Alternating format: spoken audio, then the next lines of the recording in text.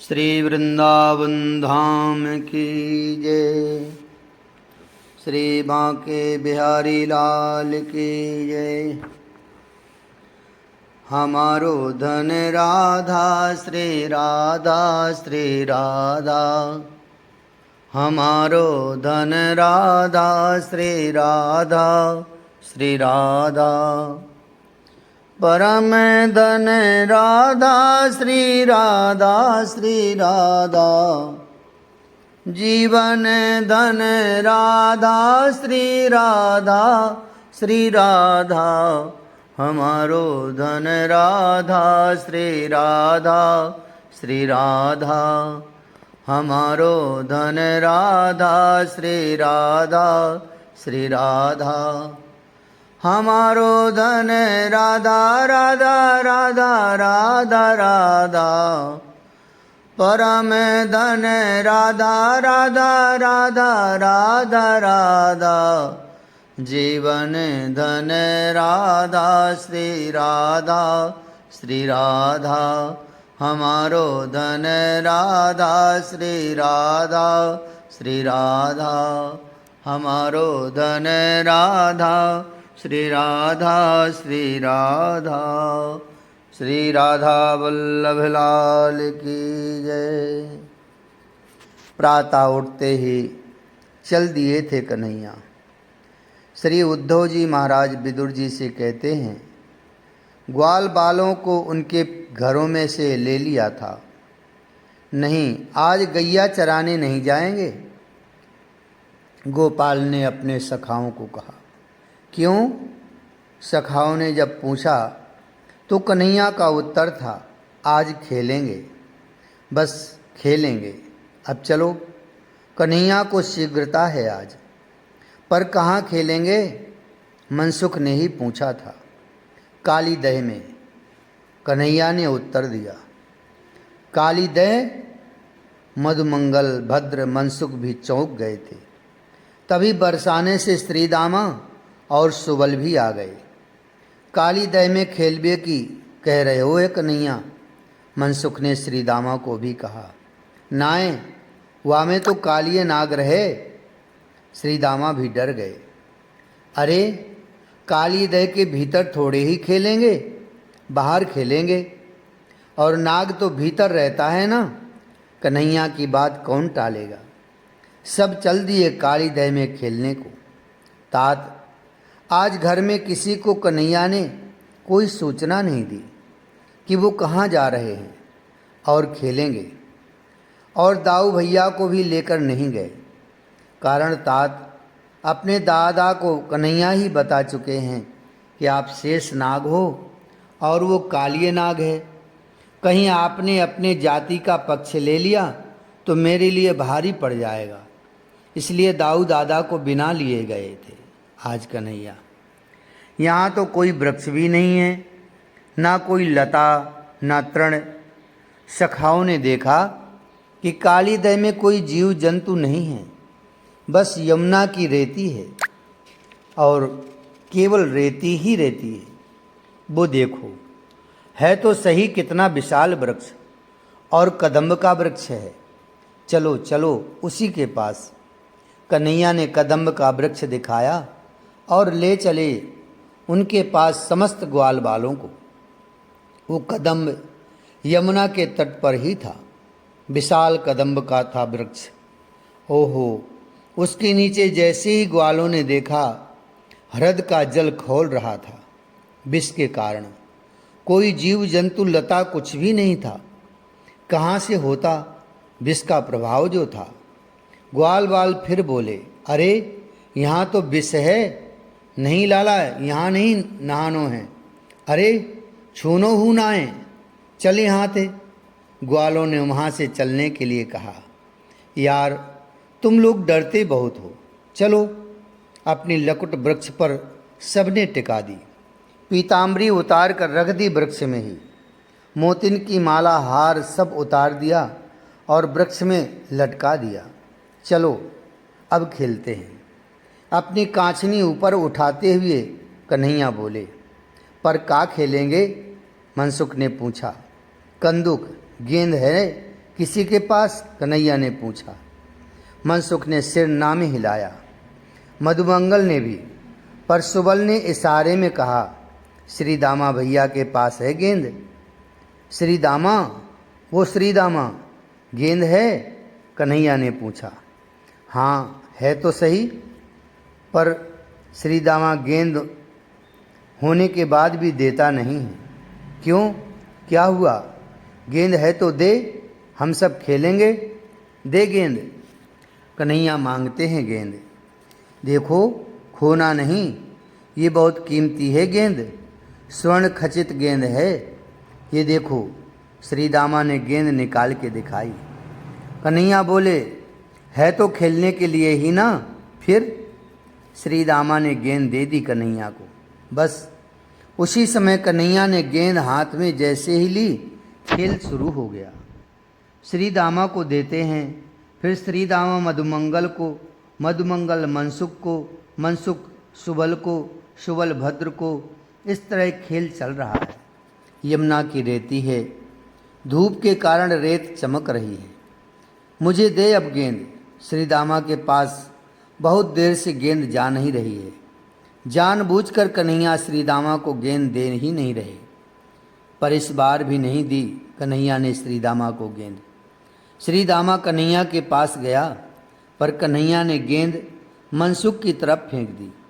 श्री दामा चिल्लाया, मेरी गेंद है, अब मैं किसी को खेलने नहीं दूंगा। कन्हैया ने कहा, तेरी गेंद है, ले अब खेल तू अपनी गेंद से। और अरे ये क्या किया? गेंद जानबूझ करके कन्हैया ने उस काली दह में फेंक दिया था। दौड़कर श्री दामा ने कन्हैया की फेंट पकड़ ली। गेंद दे मेरी। कन्हैया ने बड़ी लापरवाही से कहा, कल दे दूंगा। ऐसे कैसे कल दे दूंगा? अभी दे, अभी। तूने गेंद फेंकी कैसे? फेंट कसके पकड़ रखी है श्री दामा ने कन्हैया की। देख श्री दामा, 2 गेंद की जगह 4 ले ले, पर कल दूंगा अब, क्योंकि अब तो गेंद गई तेरी काली दह में। कन्हैया समझा रहे हैं, पर श्री दामा भी क्यों माने कन्हैया की बात। जानबूझकर काली दह में डाली है गेंद। देख उधर। कन्हैया ने ध्यान बटाया श्री दामा का और अपनी फेंट छुड़ाकर भागे। श्री दामा पीछे भागा। मैं छोड़ूंगा नहीं तुझे, तू कहाँ तक भागेगा? पर ये क्या? कन्हैया तो कदम वृक्ष पर चढ़ गया।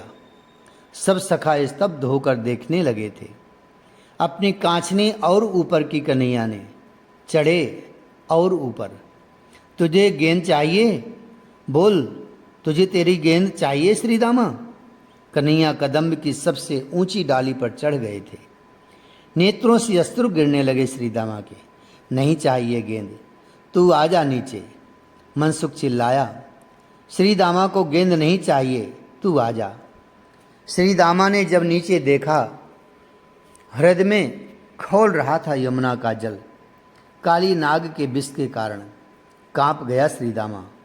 ऊपर देखा उसने, उसका प्राण प्रिय सखा कदम्ब की चोटी पर चढ़ गया था। ओह, ये अगर कूद गया तो? श्री दामा ने अपने आंसू पोंछे और जोर से चिल्लाया, गेंद नहीं चाहिए, तू आजा। तेरे लिए कल 4 गेंद और ले आऊँगा। क्यों, अब क्या हुआ? कन्हैया मुस्कुराते हुए कदम्ब के वृक्ष से चिल्लाए। श्री दामा की ही नहीं, समस्त सखाओं की हिलकियाँ शुरू हो गईं। तू आजा कन्हैया, तू आजा, मैं कूद रहा हूँ। कन्हैया जोर से बोले। नहीं, ऐसा मत कर। हाथ जोड़ते हुए सब रोने लगे। नहीं, तू आजा, हम अब तुझे कभी नहीं कहेंगे और कभी रूठेंगे भी नहीं, झगड़ेंगे भी नहीं। श्री दामा के साथ साथ सब गिड़गिड़ा रहे थे। पर यह क्या किया कन्हैया ने? कूद गया काली दह में। खौलता हुआ जल काली दह का उसमें ही कूदा था। सब ग्वाल सखाओं की सांसें रुक गईं, स्तब्ध हो गए सब। क्या कन्हैया कूदा काली दह में? सबका हृदय चीत्कार कर उठा था। ग्वाल सखा सब मूर्छित हो गए थे वहीं पर। मैया यशोदा का हृदय धक्क करके रह गया। ओह, ये एकाएक क्या हुआ? ब्रजरानी कुछ समझ पाती तभी कुछ श्वान ऊंची तान में रुदन करने लगे। मैया ने अपने कानों को बंद कर लिया। पर ये क्या? मैया, यशोमती के सिर से कौवे उड़ रहे हैं। ये तो अपशकुन हैं। मैया का हृदय कांप गया। ब्रजरानी, मैं रसोई से दूध गर्म करके ले आई हूँ। वो गोपी बोल ही रही थी कि उसके हाथ से वो सारा दूध गिर गया, उसका देह जल गया। ब्रजरानी दौड़ी उसके पास। उसको तो कुछ नहीं हुआ, पर दूध का फैलना अपशकुन ही है। ब्रजरानी अपने कन्हैया के बारे में ही सोचने लगी। आज वो कुछ अलग लग रहा था। सुबह जल्दी ही उठ गया, कह रहा था गौचारण करने नहीं जाऊंगा, आज खेलूंगा। सखाओं के साथ हम खेलने जाएंगे। कहाँ गया होगा वो? तभी धूल से भरी आंधी चल पड़ी। धूल ही धूल, कुछ दिखाई नहीं दे रहा था किसी को। भीतर रसोई में दही के बर्तन टूटकर गिरने लगे। यशोदा डर रही है ये सब देखकर। उनका हृदय कांप रहा है। आज सूर्य का तेज भी कम हो गया। ऐसा लगता है यशोदा मैया को। ओह, ये क्या? दिन में ही सियारों का झुंड गांव में कैसे घुस आया? और सब सियार रोने लगे थे। उनकी आवाज़ से नंद गांव का वातावरण बड़ा ही भयानक लग रहा था। रोहिणी दौड़ी हुई आई ब्रजरानी के पास। जीजी, ये क्या हो रहा है आज? मेरे तो कुछ समझ में नहीं आ रहा। ये सब अपशकुन हैं, ये सब अच्छा नहीं है। रोहिणी, कन्हैया कहाँ है? देह कांपने लगा ब्रजरानी का। बताना, मेरा कन्हैया कहाँ है? जीजी, आपके देह में ज्वर उठ रहा है। आप इस तरह अज्ञात भय से भयभीत क्यों हो रही हैं? तभी सामने से बलराम को आते हुए देखा ब्रजरानी ने। उठकर दौड़ पड़ी। दाऊ, तेरा भाई कहाँ है? तू अकेला कैसे है यहाँ? बता। बलराम से यशोमती पूछ रही हैं। मैया, वो आज मुझे लेके नहीं गया। मैंने उससे कहा मैं भी चलूँगा तेरे संग, पर कहने लगा नहीं, तुम बड़े हो दादा, हम छोटे हैं, हमारे साथ तुम्हारा खेल बनता नहीं है। आज हम ही जाएंगे, तुम रहने दो। बलराम ने अपनी बात बताई यशोदा मैया को। धड़ाम से गिर गई ब्रजरानी। रोहिणी, मेरा लाला आज काली दह में ही गया है। कल रात को मुझसे कह रहा था, मैया, काली नाग को मैं नत कर लाऊंगा, देख लेना। वो अवश्य काली दह में ही गया है। ब्रजरानी के अश्रु बह चले थे। दाऊ, तू कहता था ना, सर्पों के बिल में अपना हाथ डालता है कन्हैया। मैंने उसे एक बार डांटा भी था, पर वो नहीं माना। ये सर्पों को गले में लटका लेना उसका खेल था ये। पर उस नादान बालक को क्या पता कि काली नाग साधारण नहीं है। यशोदा मैया हिलकियों से रो रही है।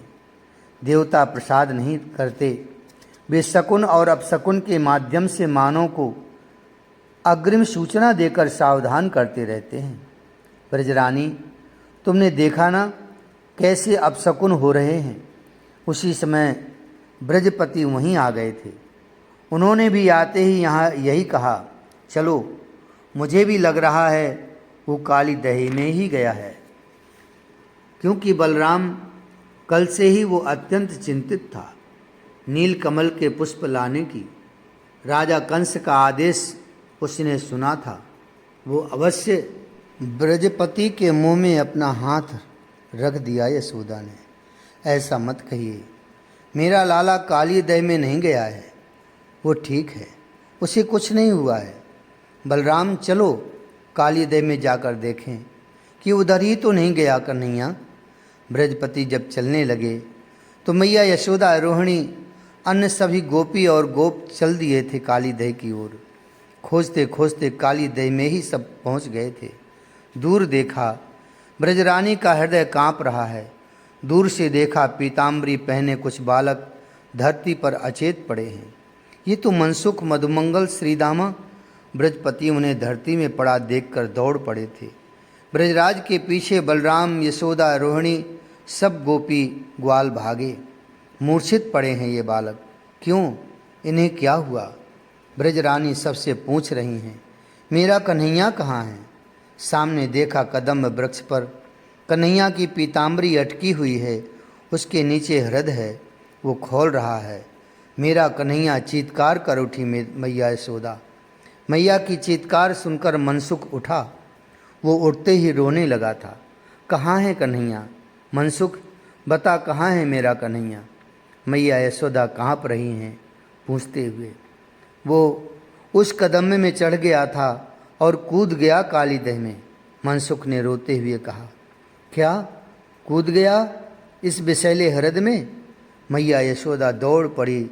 उसी काली हृदय में मेरा बेटा, मेरा लाला, वो यहीं गिरा है, खोल रहा है उस हृदय का जल। मैया यशोदा कूद पड़ती। कूदने ही जा रही थीं, पीछे से बलराम ने आकर पकड़ लिया। विलाप करते हुए ब्रजराज नंद जी भी कूदने जा रहे थे। उन्हें भी बलभद्र ने पकड़ कर बिठाया। क्यों हमें पकड़ रहा है बलराम? क्यों? मेरा लाला कूदा है इस काली दह में, अब हमें भी मरने दे। मैया फिर चीत्कार करते हुए दौड़ी, पर बलराम ने फिर संभाला। मेरा लाला कूद गया इस काली दह में, विष से भरा हृदय है ये, तो ओह कितना कष्ट हो रहा होगा उसे, और मैं अभी तक जिंदा हूँ। मैया बाबा सब रोए जा रहे हैं, पर बेचारी भोली वात्सल्य की मारी मैया यशोदा, उसे कुछ नहीं हुआ, उसे कुछ हो ही नहीं सकता। दिव्य गंभीर वाणी गूंजी बलभद्र की। एक अद्भुत तेज मुखमंडल में व्याप्त हो गया था बलराम के। हंसे बलराम, शेष अनंत प्रभु हैं ये, इसलिए उसी आवेश में हंसे और बोले, मैं कहता हूँ उसे कुछ नहीं होगा। वो सहस्र फण वाले शेषनाग में सहन करने वाला है, ये काली क्या बिगाड़ेगा उसका? मेरी बात पर विश्वास कीजिए माँ, और आप सब लोग, मेरा कन्हैया आएगा, हम यहीं बैठे हैं, वो अवश्य आएगा। बलभद्र के उस रूप को देखकर सब शांत हो गए थे। बलराम जी अब शांत भाव से बैठे हैं काली दह में। अन्य समस्त सखा भी जाग गए जो मूर्छित हो गए थे। तभी दाऊ, देखो लाल लाल रंग हो रहा है यमुना का, मनसुख ने कहा। ब्रजरानी तो मूर्छित ही हो गई थी। बलभद्र मुस्कुरा रहे थे शांत भाव से। हृदय के भीतर तल तक पहुँचे थे कन्हैया।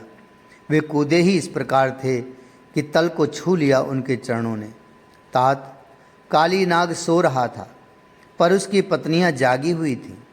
अपलक देखती रही नंदनंदन को। उद्धव आनंदित हैं आज, गदगद होकर इन लीला कथाओं का गान कर रहे हैं। हंसे उद्धव। तात कन्हैया की रूप माधुरी से आज तक कोई बच ना पाया है। नाग स्त्रियों को भी इसने अपने रूप पास से बांध लिया था। अहो, नाग पत्नियों ने आज तक ऐसा भुवन सुंदर रूप देखा ही नहीं था। इतना सुकुमार अंग, सांवला सलोना, और फिर वो नयन, कटीले रसीले अधर।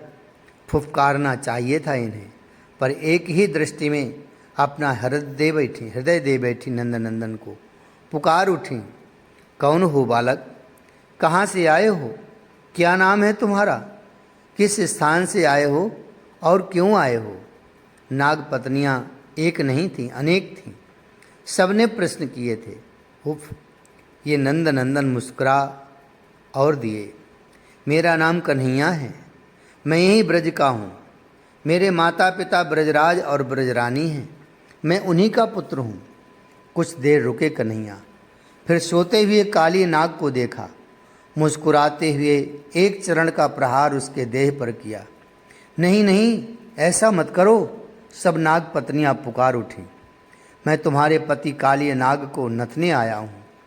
कन्हैया के मुखार बिंद से ये शब्द सुनते ही सब कहने लगीं, पर क्यों क्यों नाथोगे हमारे पति को? श्रावण आ रहा है, मैंने अपनी प्रिया श्री राधा रानी को वचन दिया है कि मैं काली नाग को डोर बनाकर बरसाने में कदम्ब के वृक्ष पर झूला डालूंगा और उसमें हम दोनों झूलेंगे। कन्हैया ने अपना प्रेम प्रसंग छेड़ दिया था। तुम प्रेम करते हो? क्या नाम बताया तुमने? नाग पत्नियां मुग्ध हैं नंद नंदन के रूप पर। हाँ, बहुत प्रेम करता हूँ श्री राधा, यही नाम है उनका। पर यह काम तुमसे होगा नहीं क्योंकि हमारे पति नागराज हैं, उन्हें अपनी क्रीड़ा का साधन मत समझो। हे सुंदर बालक, एक बार वो जाग गए ना तो उनके विष से तुम्हारा ये रूप झुलस जाएगा। तुम जाओ यहाँ से, जाओ। तुम मेरे बारे में इतना क्यों सोच रही हो? मुझे पुष्प चाहिए, नील कमल के पुष्प। पता है मेरे बाबा कितने दुखी हैं, मेरा पूरा ब्रजमंडल दुखी है। कल तक अगर नील कमल के पुष्प राजा कंस के पास न पहुँचे तो विध्वंस मचा देगा वो। हम दे देती हैं नील कमल के पुष्प, जितने चाहिए उतने ले जाओ, पर जाओ तुम यहाँ से। नाग पत्नियाँ डर रही हैं। बड़ी प्यारी झांकी थी ये कन्हैया की जब उन्होंने मना किया। नील कमल के पुष्प लेकर तेरा पति कालिए हमारे ब्रज में पहुँचाएगा। क्यों अपनी माता को जीवन भर दुखी रखना चाहता है तू? क्यों अपनी प्रिया को जीवन भर आंसू देना चाहता है? तू मारा जाएगा बालक, लौट जा। हमारे पति अगर जाग गए। उसी समय उछलकर कन्हैया ने फिर अपने चरण का प्रहार सोते हुए काली नाग के ऊपर किया था। इस बार का प्रहार सबसे तेज था। वो उठ गया। काली नाग फुफकारते हुए उठा। उसके मुंह से विष निकल रहा था, वो और निकाल भी रहा था। डर से नाग पत्नियां दूर खड़ी हो गईं। सबसे पहले तो उठते ही काली नाग ने कन्हैया को एक ही क्षण में बांध लिया, चरण से लेकर मस्तक पर्यंत, और उसके बाद विष छोड़ने लगा, हलाहल विष। कन्हैया मुस्कुराए। अपने श्री अंग को कन्हैया ने फुलाना शुरू किया। काली नाग की सारी नसें ढीली पड़ गईं। बस उसी समय उछलते हुए कन्हैया उसके फण पर पहुंच गए और अपने चरणों से प्रहार करने लगे। जोर से प्रहार किया। रक्त निकलने लगा कालिए का। रक्त से यमुना का जल लाल होने लगा, लाल लाल लाल। पर इतनी जल्दी हिम्मत कैसे हारता काली नाग? वो फिर उठा और कन्हैया की ओर जैसे ही झपटा, कन्हैया ने फिर उसे उछलकर अपने चरणों से कुचल दिया। उसके फण को अपने हाथों से मसल दिया। अहो ये क्या? नाग पत्नियां देख रही हैं। विष का प्रभाव इस बालक पर नहीं हो रहा, वो समझ नहीं पा रही। उसके पति अब थक गए हैं, उसके अंग शिथिल हो रहे हैं। कन्हैया ने अवसर देखा और काली नाग को पकड़कर ऊपर लेकर आए, उसे घसीट रहे हैं। अहो तुम लोग यहाँ क्या कर रहे हो? स्वर्ग में गए थे देवर्षि नारद जी, और वहाँ देवराज की सभा में नाच रहे, वाद्य बजा रहे गंधर्वों को जाकर रोक दिया था। क्यों? क्या हुआ देवर्षि? क्या कुछ हो रहा है ब्रज में? देवराज को पता है। देवर्षि ब्रज की ही बात कर रहे थे। हाँ, आज तो अद्भुत होने वाला है देवराज। काली नाग पर हमारे नंद नंदन नृत्य करने वाले हैं। हे गंधर्वो, यहाँ क्या वाद्य बजा रहे हो? चलो ब्रज में चलकर बजाओ। नंद नंदन को सुख मिलेगा और तुम्हारी कला धन्य हो जाएगी। देवर्षि की बातें सुनकर सब गंधर्व चल दिए थे और साथ में देवता भी। हे नागराज, तुम अपने रमणक द्वीप में जाओ। ये स्थान तुम्हारा नहीं है। मेरे ब्रजवासी तुम्हारे कारण बहुत दुखी हैं। जीव जंतु सब दुखी हैं। तुम इस भूमि को छोड़ दो। जब हार गया काली नाग लड़ते लड़ते वो थक गया। उसका विषैला रक्त सब निकाल दिया कन्हैया ने।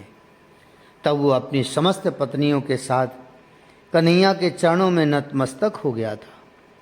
तब कन्हैया ने उसे समझाया, पर आपका भक्त गरुड़ मुझे मार देगा। काली नाग ने कहा, नहीं मारेगा, क्योंकि तुम मेरे भक्त बन चुके हो। मेरे चरण चिन्ह तुम्हारे मस्तक में हैं। इसलिए कालिए तुम जाओ और रमणक द्वीप में ही निवास करो। नंद नंदन ने समझाया। सिर झुका लिया कालिए नाग ने। कन्हैया ने अवसर देखा और उछलते हुए उसके फण पर सवार हो गए थे। मैया देख, मैया, बाबा। दाऊ जी एकाएक सबको बोलने लगे थे। सब उठ गए। मानो सबके देह में फिर से प्राणों का संचार हो गया। आहा, कालिया के फण पर वो नटवर नाच रहा था। उसकी वो भंगिमा अद्भुत थी। अहो, तभी उसने अपनी फेंट से बांसुरी भी निकाल ली। वो अपने चरण एक एक फण पर पटक रहे थे। वो हर फण को झुका रहे थे। उसी समय गंधर्वों ने वाद्य बजाने शुरू कर दिए। फण से रक्त की बूंदें फूट रही थीं। वो कन्हैया के चरणों में गिर रही थीं। अहो, अद्भुत शोभा हो गई उससे भी। ऐसा लग रहा था जैसे रक्त वर्ण के पुष्प नंद नंदन के चरणों में मानो काली नाग चढ़ा रहा हो। सब ग्वाल सखा नाच उठे, पर मैया यशोदा चिल्लाई, कन्हैया आजा आजा, ये काली नाग तोहे खा जाएगो। नाय खाएगो, मेरो चेला बन गयो है। कन्हैया मुस्कुराते हुए बोले थे। क्या छवि थी तात, उद्धव भाव विभोर होकर बोले। शताधिक फण थे उस काली नाग के। उस पर त्रिभंगी मुद्रा में खड़े थे बनवारी। अधरों पर बांसुरी रखे हुए थे। मुस्कुराहट अन्य दिनों की अपेक्षा आज कुछ ज़्यादा ही थी। नागमणियों की बहुमूल्य माला नाग पत्नियों ने स्वयं अपने हाथों से पहनाई थी। उसकी चमक अद्भुत थी। आजा आजा, सब ग्वाल सखा पुकार उठे थे। उनको जो प्रसन्नता हो रही थी उसका वर्णन करना शब्दों में असंभव ही है। मैया यशोदा के देह में तो मानो प्राणों का पुनः संचार हो गया था। लाला आजा, वो भी पुकारने लगी थी। बलभद्र अपने वक्ष को चौड़ा करके चल रहे थे। सबको मानो ये बताना चाहते थे कि देखा, मैंने जो कहा था वही सच हुआ ना। नंद बाबा तो इतने प्रसन्न थे कि अति प्रसन्नता के कारण उनके मुख से शब्द भी नहीं निकल रहे थे। बाबा, काली नाग के फण से ही कन्हैया अपने बाबा से बात करने लगे। बाबा, आप चिंता मत करो, ये काली नाग 1 करोड़ नील कमल के पुष्प आज ही मथुरा में पहुंचा देगा। नंद बाबा ने जैसे ही अपने पुत्र के मुख से ये सुना तो आनंदाश्रु उनके नेत्रों से बह चले थे। मनसुख बोला, लाला अब तो आजा, या नाग के ही फण में ठाड़ो रहेगो। मनसुख की बातें सुनकर कन्हैया मुस्कुराए और नाग के फण से ही कूदे सीधे अपने ग्वाल सखाओं के मध्य में। सबसे प्रथम बलराम ने अपने अनुज को हृदय से लगाया था। फिर तो मैया यशोदा, बाबा नंद, सखा वृंद सब दूर खड़ी हैं। कोई अत्यंत सुंदरी, वो कौन है? श्री दामा ने आगे आकर कहा, मेरी बहन है। उसने जब सुना कि तू काली दह में कूद गया, वो उसी समय बरसाने से आ गई थी। कन्हैया ने देखा अपनी प्राण प्रिया श्री राधा को। श्री दामा के पीठ में हाथ रखते हुए अपनी प्रिया को देखते हुए बोले, पर श्री दामा, मैं तेरी गेंद नहीं ला पाया। पागल, तेरे लिए मेरे प्राण भी न्यौछावर लाला, गेंद क्या चीज़ है? श्री दामा बोलता रहा। कन्हैया आगे बढ़े। श्री दामा, श्री राधा शर्मा रही हैं। श्रावण मास में बुलवाया है मैंने इस काली नाग को राधे, इसी का झूला डालेंगे कदम्ब की डार पे। सबके सामने ही अपने श्री जी को हृदय से लगा लिया था उस नटनागर ने। रात हो रही है, अब कहाँ जाएंगे? क्यों ना आज ही रात्रि यहीं बिताई जाए। ब्रजराज नंद जी ने समस्त गोपी गोपों से यह सलाह ली। कृष्ण से मतलब है इन सबको, इनके साथ कन्हैया है तो सब आनंद ही आनंद है। मनसुख बोला, और आनंद आवेगो, कन्हैया के साथ रात भर रहेंगे। वाह! इस तरह सब गोप और गोपी आनंदित हो उठे थे। वहीं रोटी बनाई गोपिन ने। मैया यशोदा ने अपने लाला और बरसाने की लाली को अपने हाथों से माखन और रोटी खिलाई। दाऊ बड़े प्रसन्न हैं। वो तो अपने अनुज को देखकर ही गदगद हैं आज। सबने माखन रोटी खाई। माखन कुछ विप्र आ गए थे, उन्होंने ही दिया था। नंद जी ने उन सब विप्रों को अपने गले का हीरों का हार दक्षिणा स्वरूप दिया। खूब आशीर्वाद देते हुए वो सब चले गए थे। रात्रि हो गई थी। भोजन सबने कर ही लिया था। कोमल पत्तों का बिस्तर लगा दिया मैया ने। बांसों का झुरमुट था यहाँ। ऋतु ग्रीष्म थी, गर्मी अच्छी पड़ रही थी। कन्हई सो गए, पास में ही श्री राधा भी सो गई। इस तरह सब निश्चिंत होकर सो गए थे उस रात्रि को।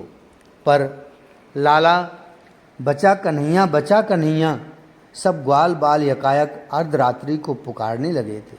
क्या हुआ, क्यों चिल्ला रहे हो? कन्हैया कच्ची नींद में उठ गए। आंखों को मलते हुए अपने ग्वाल सखाओं से पूछने लगे थे, देख सामने देख लाला। नंद बाबा ने भी कहा, ओह, गर्मी के कारण बांस सूखे हुए हैं।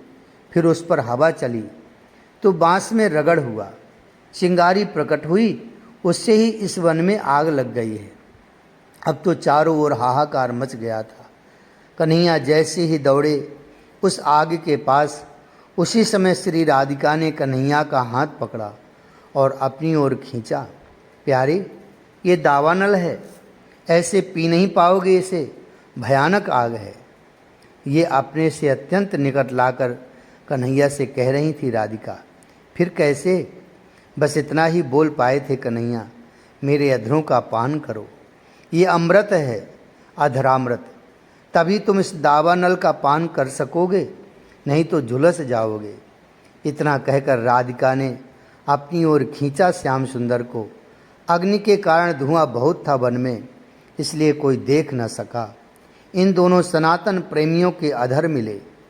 शक्ति मिली शक्तिमान को। श्याम सुंदर गए उस आग में, दावानल में, और अपने श्वास को जब खींचा अपने भीतर, सारी की सारी अग्नि कन्हैया ने पी ली थी। पी रहे थे, विहार कर रहे थे दावानल के साथ। कन्हैया आज अग्नि शांत हुई, अग्नि बुझ गई, तभी वर्षा प्रारंभ हो गई। झूम उठे थे सब ग्वाल बाल, पर श्री राधा रानी दूर खड़ी होकर अपने प्यारे नंद नंदन को देख रही थीं। जय जय श्री राधे, जय जय श्री राधे। हमारो धन राधा श्री राधा, श्री राधा जीवन धन राधा, श्री राधा, श्री राधा परम धन राधा, श्री राधा, श्री राधा हमारो धन राधा, श्री राधा, श्री राधा हमारो धन राधा, श्री राधा, श्री राधा जीवन धन राधा, श्री राधा, श्री राधा। श्री वृंदावन बिहारी लाल की जय, श्री राधा वल्लभ लाल की जय, श्री बांके बिहारी लाल की जय, श्री यमुनारस रानी की जय, श्री गिरिराज जी महाराज की जय, श्री ब्रजरज रानी की जय। जय जय श्री राधे श्याम, जय जय श्री राधे श्याम।